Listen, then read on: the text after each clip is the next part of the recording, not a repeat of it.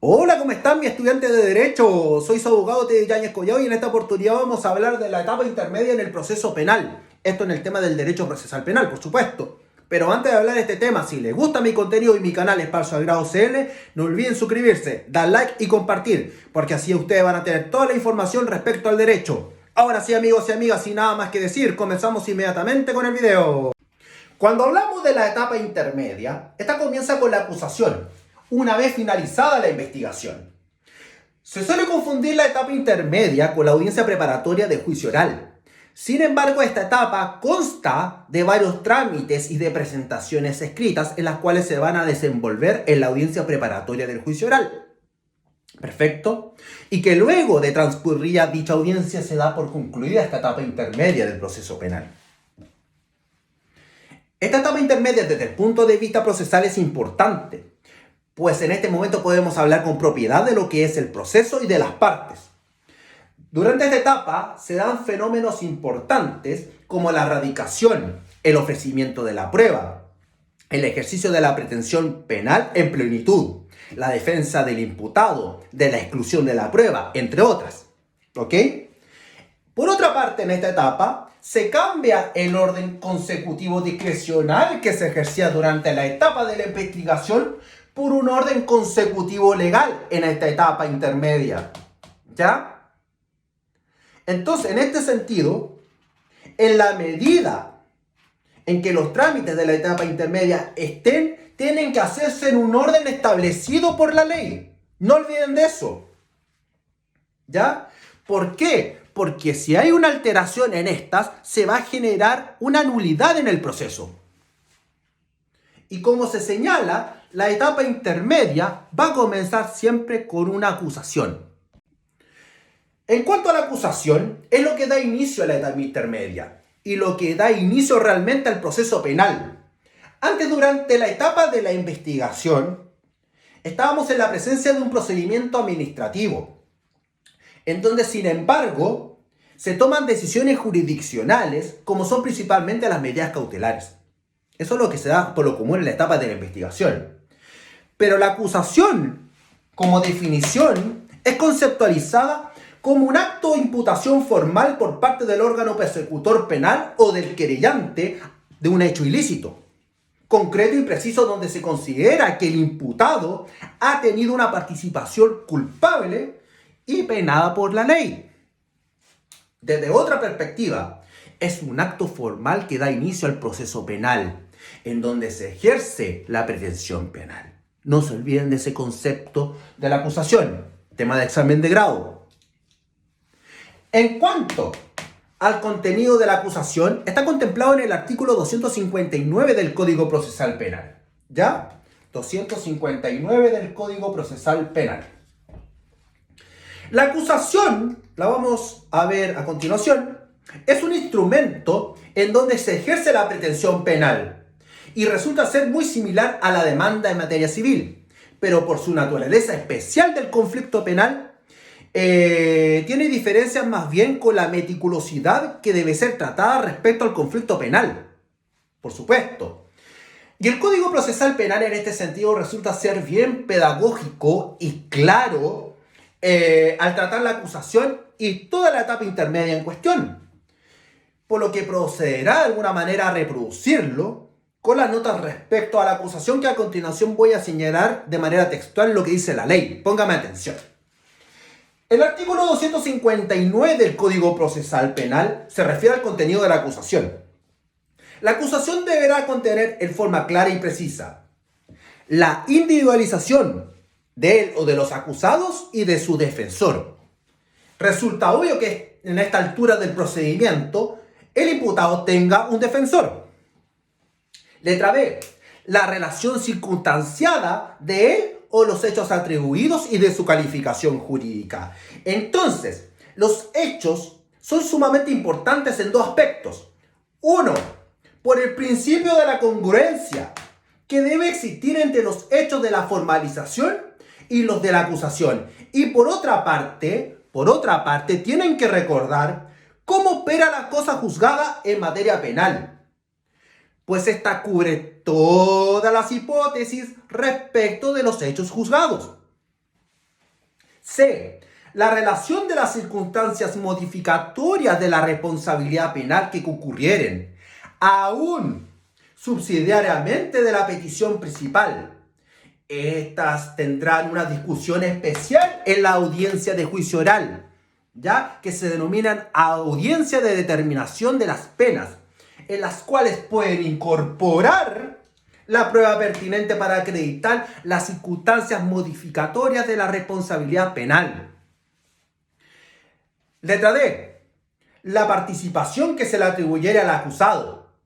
Letra E. La expresión de los preceptos legales aplicables. Letra F. El señalamiento de los medios de prueba que el Ministerio Público pensare valer en el juicio. Es importante tener presente que el Ministerio Público o el querellante ofrece su prueba en la acusación. Y la única prueba que se va a rendir en el juicio oral es la ofrecida en la acusación o en la adhesión particular que haga el querellante. Por ello, si no ofrece prueba que apoye la acusación, el imputado debe ser absuelto de la causa. Téngalo presente. Letra G. La pena cuya aplicación se solicitare debe ser en lapsos y no de manera abstracta, sino a través de los mencionados preceptos legales. Una pena solicitada de forma adecuada es, por ejemplo, solicitar 300 días de reclusión menor en su grado mínimo, por ejemplo. Y la letra H, en su caso, la solicitud en que se proceda de acuerdo al procedimiento abreviado. ¿Ya? Eso es lo que contiene dicho artículo 259 del Código Procesal Penal. Si de conformidad ahora a lo establecido en la letra F, como dijimos, al señalamiento de los medios de prueba que el Ministerio Público pensare valer en el juicio, eso es lo que dice la letra F de este artículo, el fiscal ofreciera rendir pruebas de testigos, deberá presentar una lista en la cual debe individualizar nombres, apellidos, profesión, oficio y domicilio. Salvo en el caso previsto en el inciso segundo del artículo 307 de este mismo cuerpo legal, Código Procesal Penal, y señalando además los puntos que habrán de recaer sobre dichas declaraciones. En el mismo escrito, ya deben individualizar de igual modo al perito o los peritos, cuya competencia solicitar, indicando sus títulos y cualidades. Por lo tanto, la acusación solo podrá referirse a hechos y a personas incluidas en la formalización de la investigación, aunque se efectuare una calificación jurídica distinta. ¿Por qué? Por el principio de la congruencia. Téngalo presente eso. Ahora, en cuanto al plazo para presentar la acusación, el plazo para presentarla es de 10 días, contado desde que se cerró la investigación. ¿Ya? Y cabe tener presente que es el fiscal que debe declarar que está cerrada la investigación. La naturaleza del plazo para presentar la acusación es legal, no más fatal, por la modificación hecha por la Ley 20.931, que en caso de transcurrido el plazo para acusar sin que se haga, es el juez de garantía que debe apercibir con dos días para que realice la acusación por parte del Ministerio Público e informando de esto a las autoridades del Ministerio Público. Y ahora, ¿cómo se provee la acusación? Se provee citando audiencia preparatoria de juicio oral no antes de 25 días ni después de 35 días de presentada la acusación. Dicha acusación, con la respectiva resolución, se notifica a todos los intervinientes en el proceso. Y hay que notificar al imputado que tiene la calidad de acusado, por lo menos con 10 días de anticipación a la audiencia preparatoria de juicio oral. La norma en estudio tiene un problema importante, pues sabemos que hay que notificar al imputado de la actuación del Ministerio Público, pero no aparece el plazo para notificar al querellante. Y este, conforme al artículo 261 del Código Procesal Penal, debe realizar actuaciones, ¿cierto?, hasta 15 días antes de la audiencia preparatoria del juicio oral. Entonces, muchas veces el querellante, ¿cierto?, si bien alcanza a realizar las actuaciones como adherir o acusar particularmente, demandar, ofrecer pruebas, etc., no alcanza a notificar estas actuaciones al imputado. En el Código del Trabajo y en la ley de los tribunales de familia, ¿cierto?, se establece un plazo en el cual debe ser notificado el demandado de la audiencia preparatoria y de la demanda respectiva. Dicho plazo es de 15 días antes de la audiencia preparatoria. Y no existe una norma similar en el Código Procesal Penal respecto de las actuaciones del querellante al imputado. Pues al aplicar la norma de la notificación del imputado respecto de la acusación fiscal, en el caso que el querellante haga su presentación el último día de plazo, solo le quedarán 5 días para notificar al imputado de sus actuaciones, en la cual el plazo es exigua. Ahora vamos a ver las actuaciones del querellante.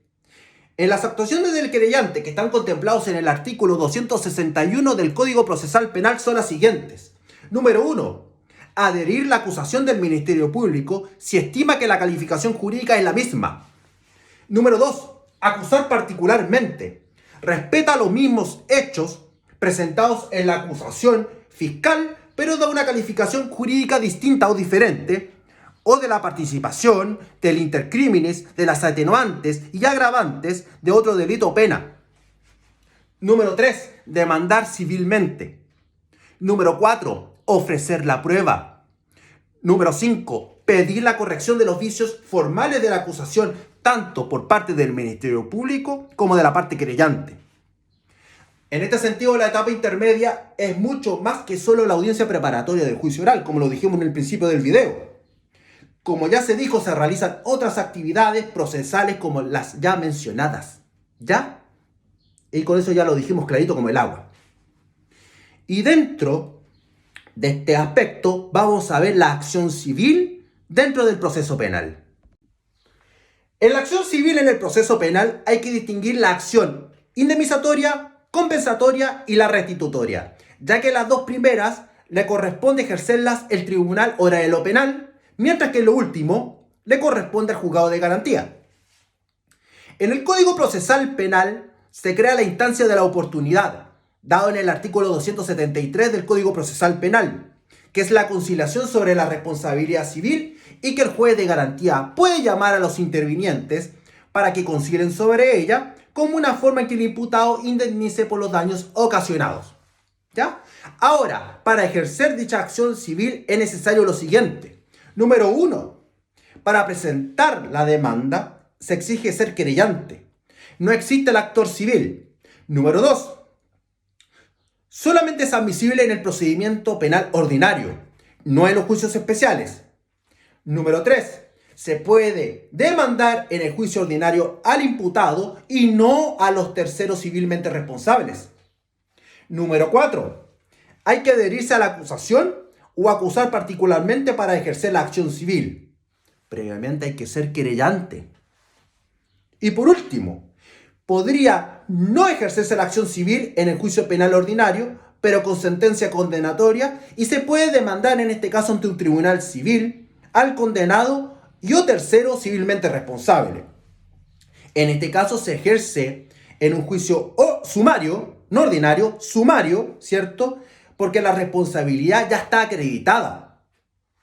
El tratamiento de las acciones civiles están tratados en los artículos 59 y 68 de este cuerpo legal, Código Procesal Penal, e incluso se pueden pedir cautelares reales.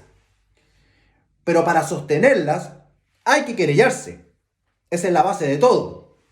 Y también se podría demandar en la investigación para que no prescriba en este sentido la acción respectiva. Respecto a la actividad de la defensa del imputado, solo en la etapa intermedia podemos hablar de una oportunidad formal de la defensa del imputado, ya que en la etapa de la investigación la defensa es informal y generalmente administrativa. ¿Ya? Se agota en aportar pruebas de descargo a la carpeta fiscal para convencer de alguna manera al Ministerio Público de la inocencia del imputado, o como también aplicar una salida alternativa. Y en casos extremos se puede discutir jurisdiccionalmente a través de los tribunales un sobreseimiento definitivo. Solo en esta etapa intermedia la defensa toma un carácter formal y un orden establecido dentro del ya existente proceso. Dicha actividad que se realiza generalmente en la audiencia preparatoria del juicio oral. En cuanto a la forma de defensa del imputado en la etapa intermedia, vamos a mencionar los siguientes puntos. Número 1. Solicitar la corrección de los vicios formales de la acusación del Ministerio Público y de la adhesión del querellante. Por ejemplo, la fecha de los hechos, el RUT, su segundo nombre, etc. Número 2. Oponer excepciones de previo y especial pronunciamiento del artículo 264 del Código Procesal Penal. Algunas de estas excepciones son perentorias y en otras dilatorias. Por economía procesal se puede interponer en este momento. Son defensas fuertes y pueden hacer caer el proceso, decretándose en este sentido un sobreseimiento definitivo. Por ejemplo, pedir la incompetencia del juez de garantía, también la cosa juzgada o también un desafuero. Esto puede ser hasta la audiencia preparatoria del juicio oral. ¿Ok? Este artículo y la forma de defensa que contempla la incompetencia nos hace pensar que transcurrió la audiencia preparatoria del juicio oral, se produce la erradicación de la causa en materia penal. Es importante señalar eso. Algunos autores yerran al considerar que con la formalización de dicha investigación opera la erradicación de una causa penal. Pues a pesar de lo ya señalado, resulta impensable de alguna manera que un acto administrativo, ¿cierto?, tenga la virtud de producir la erradicación de la competencia en materia penal. Número 3. Contestar la acusación. Y número 4. Ofrecer la prueba. Sobre la oportunidad para la defensa del artículo 263 del Código Procesal Penal, hay que mencionar también los siguientes puntos. Número 1. En la víspera o al día anterior de la audiencia preparatoria del juicio oral, por escrito. Es el número 1. Número 2. En la audiencia de preparación del juicio oral, verbalmente en la audiencia preparatoria. En la práctica no se hace por escrito por un tema de estrategia, ¿ok? Generalmente en la audiencia preparatoria del juicio oral, ¿cierto?, el defensor no realiza todas las actuaciones que la ley señala, porque muchas veces no se dan los presupuestos para ello. Por ejemplo, no siempre van a existir excepciones de previo y especial pronunciamiento o vicios formales. Entonces, lo que siempre deberá hacer el defensor es contestar la acusación, ¿cierto?, y ofrecer la prueba. Pero en especial, la Defensoría Penal Pública, al tener un gran volumen de trabajo, se reserva los argumentos de defensa para el juicio oral en los alegatos de apertura. Eso sí, por una norma del Código, en el artículo 278 del Código Penal, siempre el defensor tendrá que ofrecer prueba. Y en caso de defensas negativas, de solo negar los hechos y fundamentos de la acusación, se opta, en este sentido, por adherir a la prueba del Ministerio Público. Ahora vamos a ver el desarrollo de la audiencia preparatoria del juicio oral. La audiencia preparatoria del juicio oral es una de las audiencias más importantes del procedimiento penal. Muchas veces los juicios se ganan en la audiencia preparatoria, en especial cuando la prueba ofrecida por el acusador se declara como ilícita y dicha prueba es esencial para sostener la imputación. Entonces, en ese sentido, el Código Procesal Penal es bastante claro y preciso a lo que se refiere con la audiencia preparatoria del juicio oral, que solo se expondrán las ideas más importantes en cada artículo pertinente. Póngame atención. El artículo 266 del Código Procesal Penal se refiere a la audiencia que se desarrolla de manera verbal. No existe escrito alguno y se rige esencialmente por el principio de la inmediación. De hecho, el juez de garantía debe estar presente y no puede delegar sus funciones. Respecto al artículo 267 del Código Procesal Penal, da comienzo a la audiencia preparatoria del juicio oral. Principia con el relato del juez de garantía de las actuaciones hechas hasta el momento, acusación, adhesión, o acusación particular. En su caso, la defensa escrita del imputado. Entonces, el juez de garantía lee la acusación y las actuaciones que haga el querellante. Luego da la palabra al defensor para hacer lo que indica en el artículo 263 del Código Procesal Penal respecto a la defensa del imputado y termina ofreciendo su prueba de descargo.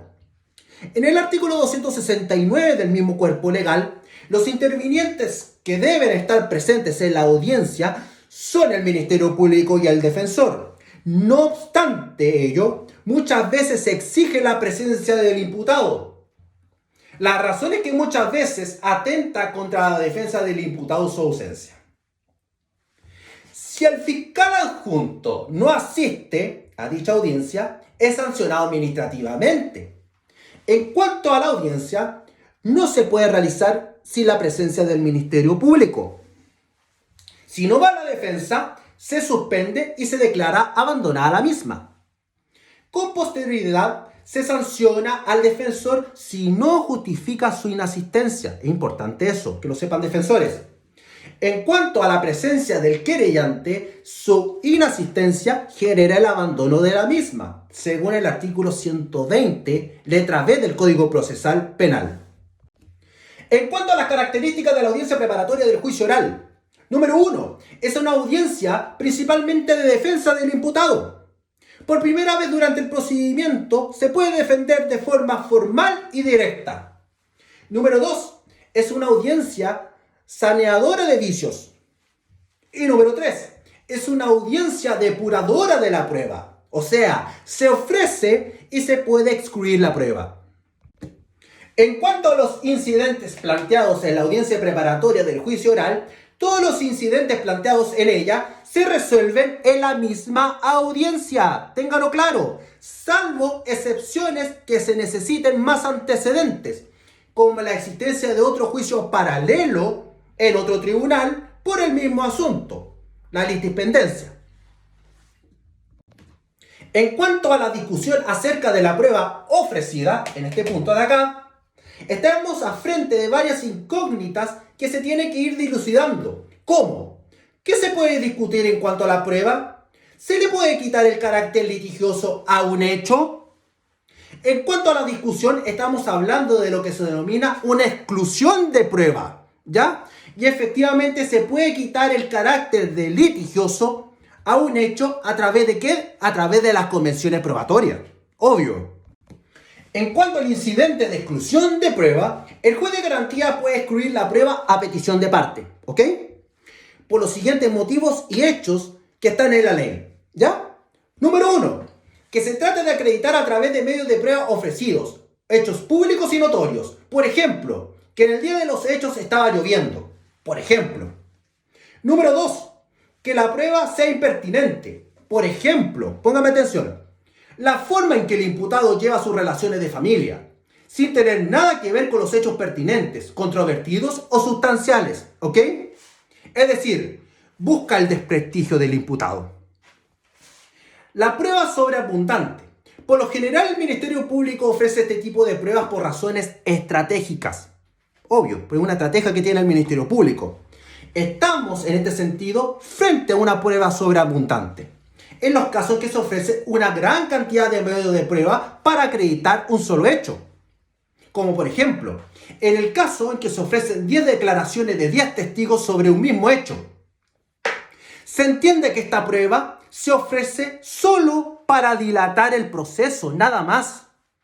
Esta forma de ofrecer dicha prueba es contrario al principio de la buena fe y de la lealtad procesal, que en palabras del jurista colombiano Davis Echandía dice que la lealtad procesal es consecuencia de la buena fe en el proceso y excluye de alguna manera las trampas judiciales, de los recursos torcidos, de la prueba deformada y de las inmoralidades de todo orden que existen también en el fraude en el proceso y con el proceso. ¿Ya? Por último, la prueba ilícita es aquella obtenida o recogida con infracción a las garantías constitucionales, ya sea directa o indirecta, por supuesto.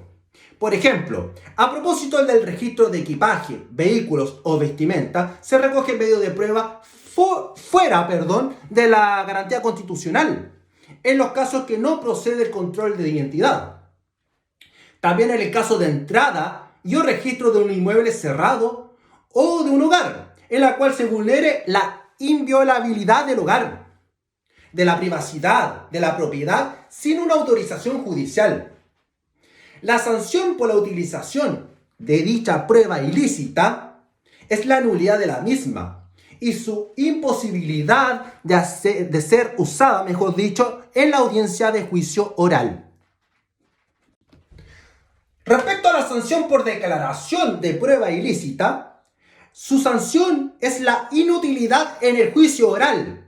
Los medios de prueba declarados como prueba ilícita son nulas. Por lo tanto, se excluye en la audiencia preparatoria del juicio oral y no se podrá rendir o utilizar en el juicio oral.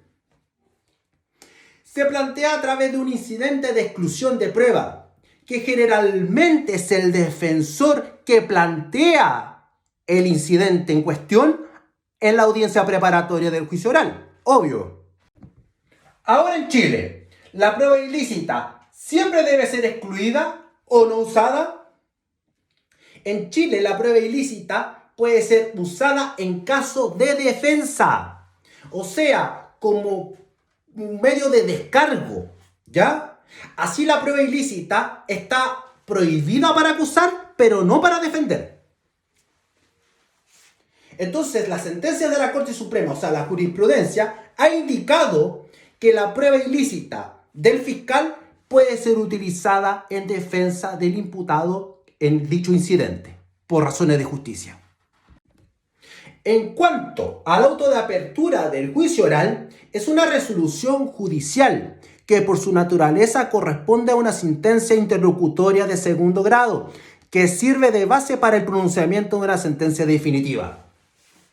La resolución es escrita, pero está contenida en un audio digital por resguardo o como respaldo en la audiencia preparatoria del juicio oral. El contenido del auto de apertura está regulado en el artículo 277 del Código Procesal Penal y en la continuación lo voy a señalar. Artículo 277. Auto de apertura del juicio oral. Al término de la audiencia, el juez de garantía dictará el auto de apertura del juicio oral, cuya resolución debe indicar lo siguiente. Letra A. El tribunal competente para conocer del juicio oral. O sea, cada tribunal del juicio oral en lo penal está vinculado a uno o más juzgados de garantía. Letra B. La o las acusaciones que deberán hacer objeto del juicio y de las correcciones formales que se hubieran hecho en ellas. Letra C. De la demanda civil. Letra D. De los hechos que se dieren por acreditados en conformidad al artículo 275 del Código Procesal Penal. Letra E. De las pruebas que deberán rendirse en el juicio oral de acuerdo a lo previsto en el artículo anterior. Perfecto. Y letra F. La individualización de quienes deberán ser citados a la audiencia del juicio oral, con mención a los testigos que deberán pagarse anticipadamente por su gasto de traslado, habitación y montos respectivos. El auto de apertura del juicio oral solo será susceptible del recurso de apelación que deberá interponer el Ministerio Público cuando se refiere a una exclusión de pruebas de manera ilícita, decretada ¿por quién? Por el juez de garantía. Este recurso deberá ser concedido en ambos efectos. Se entenderá esto sin perjuicio de su procedencia en su caso. ¿De qué? Del recurso de nulidad en contra de la sentencia definitiva que se dictare en el juicio oral conforme a las reglas generales.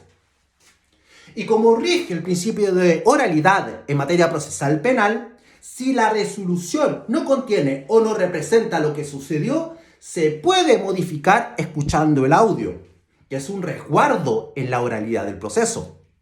¿Esto a través de qué? De una rectificación o enmienda. En cuanto al recurso respecto del auto de apertura del juicio oral, procede solo el recurso de apelación y es excepcional desde tres perspectivas. Número 1. Solamente lo puede interponer el Ministerio Público. Número 2, o letra B. Solamente por una razón, porque le han excluido pruebas. Letra C o número 3. El fundamento de la actuación es solo por una ilicitud de las mismas. El recurso de apelación se concede en ambos efectos, tanto devolutivo como suspensivo, ¿ok? La regla general en el proceso penal es que se dé en el solo efecto devolutivo, no olvidarse de eso. Y por último, en cuanto a las facultades del Ministerio Público, si resulta ser excluida la prueba luego de la apelación porque la Corte de Apelaciones confirma la exclusión por ilicitud de la prueba, el Ministerio Público tiene una facultad si considera que la prueba es esencial para seguir adelante con el caso. también podría pedir sobreseimiento definitivo ante el juez de garantía, porque no se siente capacitado para conseguir una sentencia condenatoria con la prueba ofrecida, de acuerdo al artículo 277, inciso final del Código Procesal Penal. El fiscal podría solicitar prueba testimonial anticipada durante la etapa de la investigación si existiere peligro en la concurrencia de los testigos en el juicio oral, conforme al artículo 280 del Código Procesal Penal. Esta es una característica del juicio oral y, como lo dijimos, se puede pedir durante la etapa de investigación respectiva, valga la redundancia. Bueno, estudiantes de Derecho, amigos y amigas, espero que les haya gustado el video de la etapa intermedia en el proceso penal. Si es así, suscríbanse, den like y compartan, porque esa es la única manera en que tengan información y conocimiento respecto al derecho en materia del examen de grado. Los vemos, amigos, hasta la próxima. Bendiciones, cuídense, hasta luego.